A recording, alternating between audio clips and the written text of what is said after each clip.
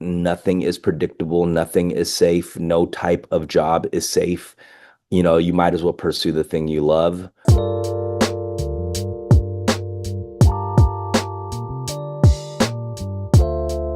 I think I found that out early as going into these spaces where it was predominantly Black and Latino, open mics and places to perform and battle as a battle rapper. I think a lot of people might look at that as something that is a crutch and something that might not help you, but I actually saw that as an opportunity to stand out. If there's like a sea of young Black kids rapping all over the place and this Asian kid comes out, people are still curious to see what I'm gonna say. I always found that to be a superpower, and hip hop has always been about unique voices and standing out. And as soon as I heard of a crowd reacting to one of my punchlines is like kind of like that moment that the spider bit Peter Parker and turned him into Spider-Man,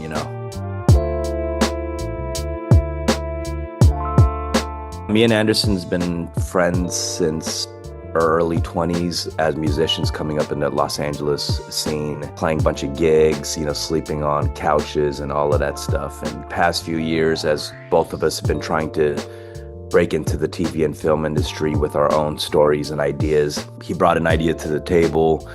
I introduced him to some people, and that's kind of where our journey began, with kind of meeting some people who was willing to produce it, as well as link us up with some writers to develop the story even further. And it's been like a 5-year journey, and finally, the movie's out, hitting VOD soon, and some big announcements coming up very soon. But also on top of that, he has a soundtrack that he's going to release, kind of the first official time I've really heard a true West meets like Korea collaborative project. We just got back from him shooting tons of promo content for that, linking up with K-pop artists, shooting music videos. So the rollout is going to look pretty crazy, honestly. I feel like all the things I'm pursuing now are interests that I've had for quite a while. Even before I started rapping, I was really into filmmaking. I was part of like an inner city filmmaking program. I was actually a child actor at one point. When I was 10 years old, I was doing commercials.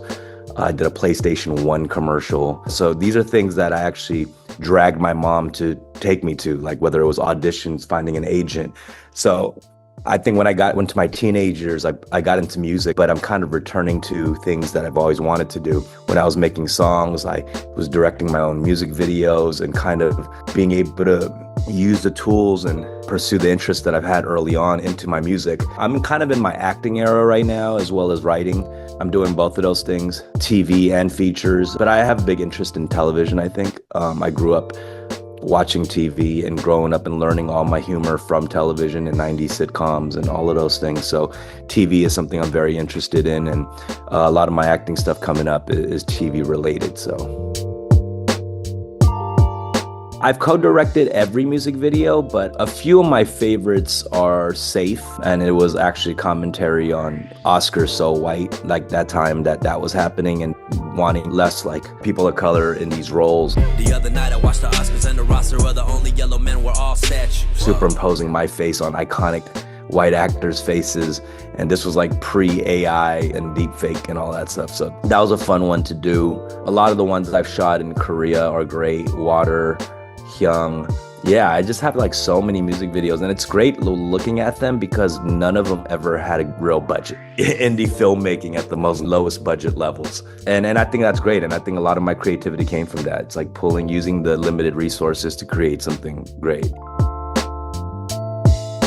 My book is entitled Spit, A Life in Battles, and I think the word spit is so provocative. It could sound very disrespectful, but it's also the thing that helped me become the man I am today and gave me the audacity to say the things I wanted and share the things I wanted and be unapologetic. When I talk about the life in battles, I don't just mean rap battles. I talk about the battles within my community, the battles within my family life, the battles I'm still having now. So I think people are going to be pleasantly surprised that this isn't just a hip-hop centric book.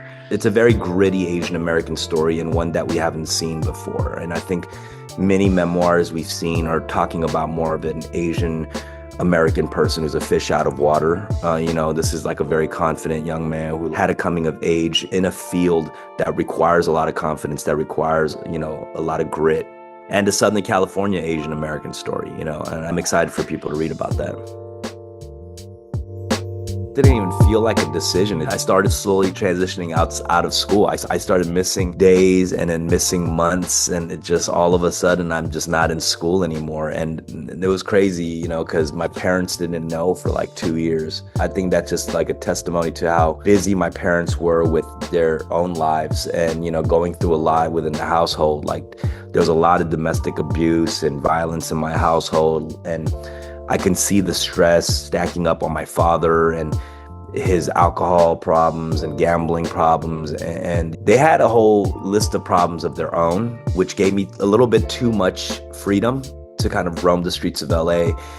And I got into trouble, but luckily I found hip hop and I got obsessed with it. So it could have gone the wrong way, but hip hop definitely kind of routed me into a direction where I was able to turn it into something. I mean, it's really all I know. I started in this industry when I was 15 years old. I started rapping when I was 14. And by the time I was 18, I was touring, and many of them being colleges, Ivy League universities that would book me from Korean, culture nights and Asian student associations. And I was the same age as these kids attending the colleges, but that was my job. I talk about it a little bit in my book. I name it the kimchi circuit. They would book like big YouTube artists for specific Asian student orgs. It'd be a lineup of like me and some big YouTuber kid who plays like Bruno Mars covers to like Jabberwockies type dancers or Quest Crew. And it was just this variety show of Asian artists doing stuff, and I just filled in the rap portion of it. So in a time where you wouldn't see many Asian American artists making a living off of their art, this was actually a circuit that we would be able to make a living off of. So doing that and touring for a long time, I think I never got into corporate world or a salary job or anything. It was an easier decision to kind of pursue. I think once you get used to that six-figure job and lifestyle, it's hard to go backwards and want to go pursue something that's going to take a lot of time. We're in such a better place for younger Asian artists with the tools we have. We've later found out that like nothing is predictable, nothing is safe, no type of job is safe.